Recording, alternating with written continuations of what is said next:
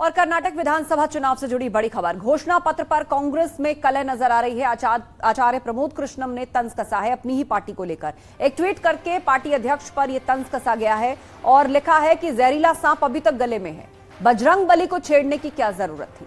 तो कर्नाटक में विधानसभा चुनाव होने जा रहे हैं, ऐसे में घोषणा पत्र को लेकर कांग्रेस में ही आंतरिक कलह खुलकर सामने आ रही है। आचार्य प्रमोद कृष्णम ने पार्टी अध्यक्ष पर ट्वीट करके निशाना साधा और कहा कि अभी तक जहरीला सांप गले में है तो बजरंग बली को छेड़ने की क्या जरूरत थी। मल्लिकार्जुन खड़गे पर सीधे तौर पर उन्होंने निशाना साधा है। क्या ट्वीट किया है वो भी आपको बता देते हैं। आचार्य प्रमोद कृष्णम ने अपने ट्वीट में लिखा है, जहरीला सांप अभी तक गले में पड़ा हुआ है, बजरंग बली को छेड़ने की क्या जरूरत थी। तो सीधे तौर पर कांग्रेस के बीच की जो आंतरिक कलह है कर्नाटक में, वो अब खुलकर सामने आ रही है।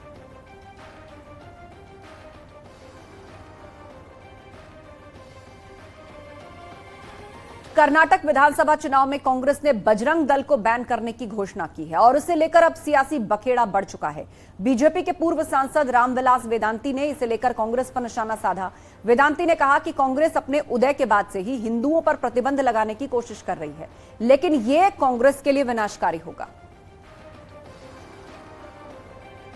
कांग्रेस ने घोषणा पत्र में बजरंग दल को बैन करने की बात कही है, आप क्या कहेंगे इस पे?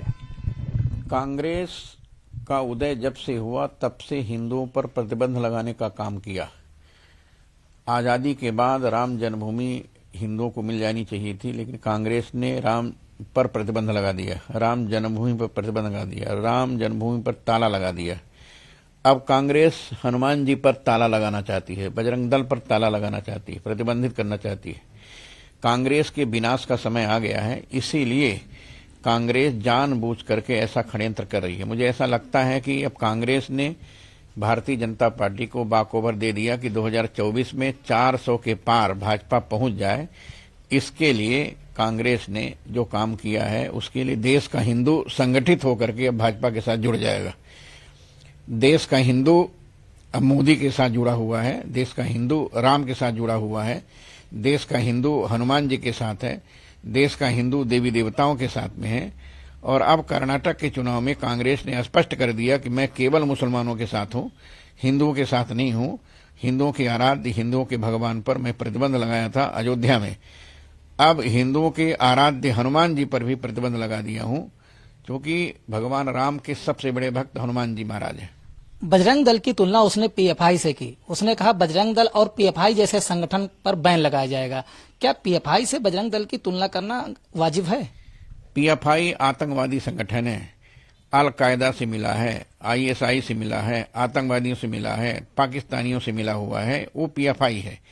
बजरंग दल राम से मिला हुआ है, बजरंग दल हनुमान से मिला हुआ है, बजरंग दल भगवान से मिला हुआ है, बजरंग दल अयोध्या से संबंधित है, बजरंग दल काशी से संबंधित है, बजरंग दल वृंदावन संबंधित है, बजरंग दल किष्किंधा से संबंधित है। बजरंग दल संपूर्ण देश के राम भक्तों की रक्षा करने के लिए आया है। बजरंग दल जब भगवान राम और रावण का युद्ध हो रहा था तो रावण की सेना को समाप्त करने के लिए बजरंग बली गए थे। मुझे ऐसा लगता है भारत में रावण की सेना को समाप्त करने के लिए फिर से बजरंग दल सक्रिय हो गया है।